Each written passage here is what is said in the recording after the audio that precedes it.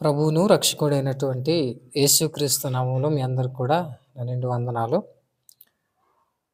మొదటి కొరింథీయులకు రాసినటువంటి పత్రిక 1వ అధ్యాయము 18వ వచనం. సిలువను గూర్చిన వార్త నశించుచున్న వారికి వెర్రితనము గాని రక్షింపబడుచున్న మనకు దేవుని శక్తి.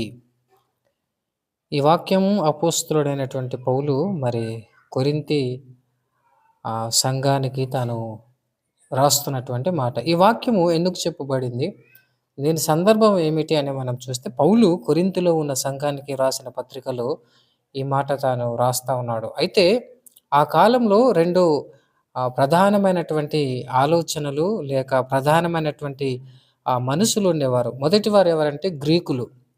వారు చాలా జ్ఞానవంతులు, అంటే తత్వశాస్త్రాన్ని గొప్పగా భావించేటువంటి వ్యక్తులు. రెండో వ్యక్తులు ఎవరంటే యూదులు. వారు అద్భుతాలను సూచక్రియలను వారు కోరేవారు.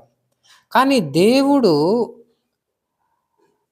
రక్షణ కోసము చూపించినటువంటి మార్గం ఏదైనా ఉంది అని అంటే అది సిలువ అని వారు గ్రహించలేకపోయారు. ఒక మనిషి సిలువపై చనిపోవడం అంటే అప్పటి ప్రపంచానికి ఇది చాలా అవమానకరమైనది. అందుకే ఇది గ్రీకులు అంటే ఇది జ్ఞానము కాదు, ఇది వెర్రితనమని గ్రీకులు భావించేవారు.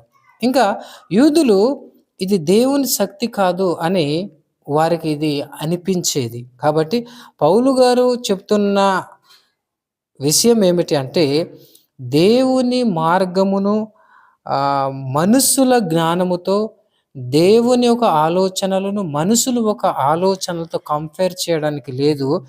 ఇటువంటి మనుషుల జ్ఞానం కలిగినటువంటి వారికి ఇది అర్థము కాదు అని పౌలు స్పష్టంగా ఈ మాటలు రాస్తూ ఉన్నాడు.